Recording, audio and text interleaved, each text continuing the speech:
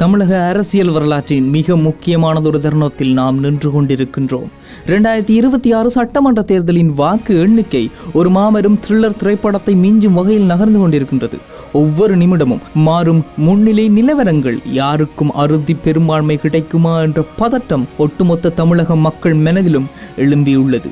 தமிழகம் எங்குமே தொலைக்காட்சி பெட்டிகளும் ஸ்மார்ட் போன்களும் ஒற்றை விடயங்களை நோக்கியே பார்த்து கொண்டிருக்கின்றது. அதுதான் அடுத்த 5 வருடம் எங்களை யார் ஆட்சி செய்ய போகின்றனர், யாரின் ஆட்சியின் கீழ் தமிழகம் இருக்க போகின்றது, தமிழகத்தினுடைய அடுத்த 5 வருட வாழ்க்கை எவ்வாறு இருக்க போகின்றது. இதுதான் இன்று ஒட்டுமொத்த மக்களின் பார்வையாக மாறி நிற்கின்றது. தற்போதைய நிலவரப்படி விஜய் வெற்றி பெறுவாரா? இதுவரை அதிகாரப்பூர்வமாக 2 இடங்களில் திமுக மற்றும் திமுகவின் கூட்டணி கட்சிகள் வெற்றி பெற்றுள்ளது. களத்தில் என்ன தாக்கத்தை ஏற்படுத்த போகின்றது? ஒருவேளை விஜய் முதலமைச்சரானால் தமிழகத்தின் வாழ்க்கை எவ்வாறு இருக்க போகின்றது? உண்மையில் விஜய் முதலமைச்சர் ஆவாரா? இவற்றை பற்றி தான் நாம் இன்று தெரிந்து கொள்ளப் போகின்றோம்.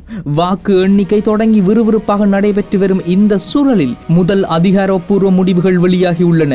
திமுக மற்றும் அதன் கூட்டணி 2 இடங்களில் வெற்றியை பதிவு செய்துள்ளது. இந்த தகவல் வெளியானவுடன் ஆளுங்கட்சி முகாமில் ஒரு சிறிய உற்சாகம் பிறந்துள்ளது. ஆனால் இது ஒட்டுமொத்த தேர்தல் முடிவையும் தீர்மானிக்குமா?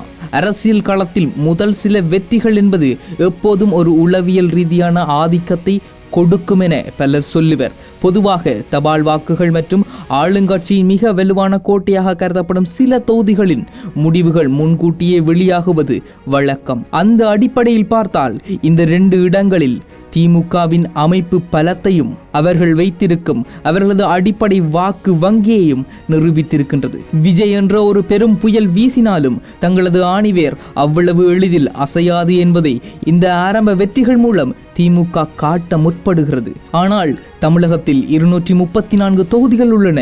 இந்த 2 இடங்கள் ஒரு படத்தின் முன்னணி போன்ற ட்ரெய்லர் மட்டுமே. பெரும்பான்மை இடங்களில் நிலவரங்கள் மாறிக்கொண்டே இருப்பதால் இந்த ஆரம்ப வெற்றி ஒரு முழுமையான ஆட்சி அமைப்பதற்கான உத்தரவாதமாக மாறாது. இது களத்தில் ஒரு கடுமையான பல பரீட்சை நடக்கிறது என்பதையே உணர்த்துகிறது. உண்மையை சொல்ல போனால் திமுகவின் இந்த 2 வெற்றிகள் என்பது உள்ளவியல் ரீதியாக பாதிப்பை ஏற்படுத்தி இருந்தாலும் ஒட்டுமொத்த தமிழக மக்கள் மனதிலும் ஒரு அச்சத்தை விதைத்துள்ளது. மீண்டும் 5 வருடங்களுக்கு திமுகவின் ஆட்சியின் கீழ் இருக்க போகின்றோமா அல்லது மாற்றம் வேண்டுமென்று மாற்றத்தை நோக்கி நகரப்போகின்றோமா என்ற கேள்வியை எழுப்பியுள்ளது. இப்பொழுது விஜய் 109 தொகுதிகளில் முன்னிலையில் இருந்தாலும் முன்னிலை என்பது வெற்றியாக கருதப்படாது என பலர் சொல்லுவதுண்டு. உண்மை என்னவென்றால் இப்பொழுது இந்த 109 தொகுதிகளில் முன்னிலை என்பது 118 தொகுதிகளில் வெற்றியாக மாறுமா அல்லது தொங்கு சட்டசபை உருவாகுமா? இந்த கேள்விகள் தான் இப்பொழுது அனைவர் மனதிலும் எழுந்துள்ளது. இப்போது அனைவரின் மனதிலும் இருக்கும் ஒற்றை கேள்வி, விஜய் வெற்றி பெறுவாரா? தற்போதைய முன்னிலை நிலவரங்களை உற்று நோக்கினால் தமிழக வெற்றி கழகம் பல தொகுதிகளில் ஆளுங்கட்சிக்கு பிரதான எதிர்க்கட்சியாக மிக கடுமையான போட்டியை அளித்து வருகிறது. ஒரு புதிய கட்சி முதல் தேர்தலிலேயே இப்படி ஒரு சவாலை அளிப்பது சாதாரண விடயமில்லை. விஜய் வெற்றி பெறுவதற்கான வாய்ப்புகள் மிகவும் பிரகாசமாகவே இருக்கின்றது என பல அரசியல் ஆய்வாளர்கள் கருத்து தெரிவித்து வருகின்றனர். இதற்கு 2 முக்கிய காரணங்கள் உண்டு. ஒன்று, அமைதியான வாக்குப்பதிவு. விஜய் பெரிய அளவில் ஆக்ரோஷமான பிரச்சாரங்களை முன்னெடுக்கவில்லை. ஆனால் சாமானிய மக்கள், குறிப்பாக இளைஞர்கள், பெண்கள் மற்றும் முதல் முறை வாக்காளர்கள் அனைவருக்குள்ளும் ஒரு மிகப்பெரிய அமைதி புரட்சி நடந்திருக்கிறது. அவர்கள் பாரம்பரிய கட்சிகளை தாண்டி புதிய ஒரு முகத்தை தேடியுள்ளனர். 2வது, வாக்குகள் சிதறாமல் ஒருமுகப்படுத்தப்பட்டுள்ளது. கடந்த காலங்களில் விஜயகாந்த் அல்லது கமலஹாசன் போன்ற நடிகர்கள் களமிறங்கிய போது வாக்குகள் பல முனைகளில் சிதறின. ஆனால் இந்த முறை மாற்று அரசியலை விரும்பிய ஒட்டுமொத்த வாக்குகளும் எந்தவித சிதறலும் இல்லாமல் விஜயை நோக்கி திரும்பியுள்ளன என பலர் கருத்து தெரிவித்து வருகின்றனர். தற்போதைய நிலவரப்படி அவர் 118 என்ற மேஜிக் எண்ணை நெருங்குவதற்கோ அல்லது தனிப்பெரும் கட்சியாக உருவெடுப்பதற்கோ அதிக வாய்ப்புகள் உள்ளன. உண்மையை சொல்ல போனா இப்படியான வாய்ப்புகளும் இப்படியான சம்பவங்களும் விஜயை அடுத்த கட்டத்திற்கு ஒரு முதலமைச்சராக மாற்றுமா என்ற கேள்விக்கு இதுவரை விடை தெரியவில்லை.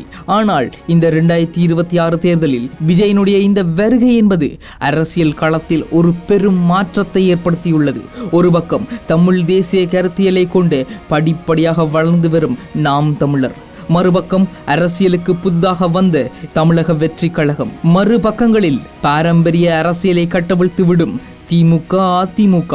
இவற்றுக்கு நடுவில் ஒட்டுமொத்த தமிழர்களின் வாக்குகளும் இன்று விஜயின் பக்கம் குவிந்து கொண்டிருக்கின்றன என பலர் கருத்து தெரிவித்து வருகின்றனர். ஒருவேளை விஜய் முதலமைச்சராக பதவியேற்றால் தமிழகத்தில் என்ன நடக்கும்?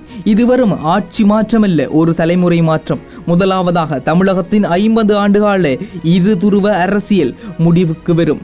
திமுக அல்லது அதிமுக என்ற 2 அச்சுகளில் மட்டும் சுழண்டு கொண்டிருந்த அரசியல் சக்கரம் மூன்றாவது ஒரு அச்சை நோக்கி நகரும். இது அதிகார வர்க்கத்தில் ஒரு மாபெரும் அதிர்வலையை ஏற்படுத்தும்.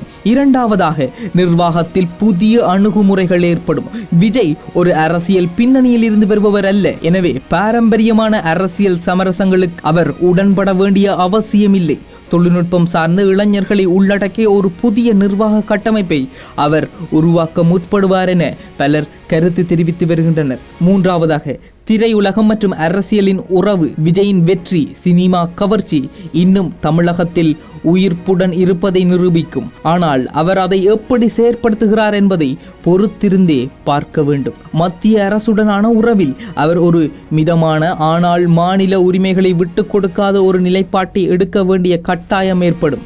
அவர் வென்றால் முதல் 6 மாதங்கள் ஆளுமைக்கான மிகப்பெரிய சோதனை காலமாக மாறியிருக்கும். திரைப்படங்களில் அரசியல் வசனம் பேசுபவராக நாங்கள் பார்த்ததுண்டு. ஆனால் உண்மையில் அவரது ஆளுமை எப்படி உள்ளது? அரசியல் தலைவராக, ஒரு நாட்டின் முதலமைச்சராக அவர் எப்படி செயற்பட போகின்றார்?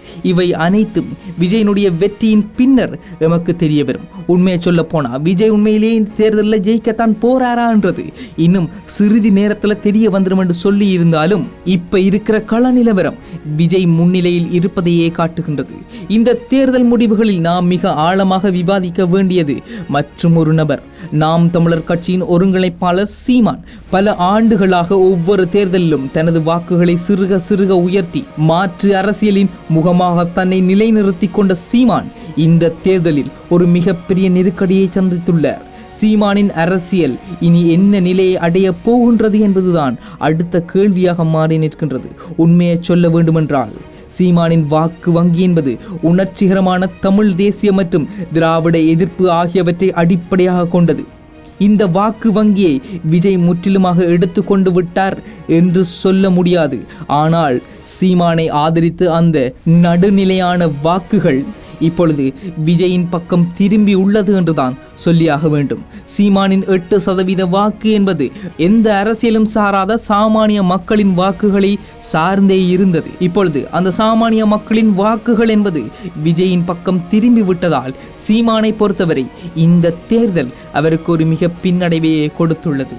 உண்மையை சொல்ல போனால் சீமான் இப்பொழுது ஒரு மிகப்பெரிய இக்கட்டில் மாட்டி நிற்கின்றார். அவர் தனது கட்சியின் கொள்கைகளை தீவிரமான நிலைப்பாடுகளில் இருந்து சற்று தளர்த்தி நடைமுறை அரசியலுக்கு ஏற்ப மாற்ற வேண்டிய கட்டாயத்தில் உள்ளார். உணர்ச்சி பூர்வமான பேச்சுகளுக்கு மட்டுமே இனி வாக்குகளாக மாறாது என்பதை உணர்ந்து கொள்வார் என நான் நம்புகின்றேன். உண்மையை சொல்ல போனால் தமிழ் தேசியம் என்பது தமிழர்களுக்கான ஒற்றை அரசியலாக இருந்தாலும் இப்பொழுது விஜயை பொறுத்தவரை தமிழ் தேசியமும் திராவிடமும் சேர்ந்த ஒரு அரசியலை பேசுவதால் தமிழ்நாட்டு மக்களுக்கு விஜய் ஒரு மாற்று அரசியல்வாதியாக தெரிகின்றார். அதனால் விஜயின் பக்கம் ஒரு அரசியல் குவிப்பு நடக்கின்றது. விஜயின் பக்கம் வாக்கு குவிப்பு நடக்கின்றது. விஜயின் பக்கம் வெற்றி வாய்ப்புகள் கொட்டி கிடக்கின்றது என்றுதான் சொல்லியாக வேண்டும். 2026 சட்டமன்ற தேர்தலில் விஜய் வெற்றி பெறுவாரா? அடுத்த முதலமைச்சராக விஜய் பதவியேற்பாரா? ஜோசப் விஜய் எனும் நான் என்ற வார்த்தை ஒலிக்கப் போகின்றதா? பொறுத்திருந்து பார்ப்போம்.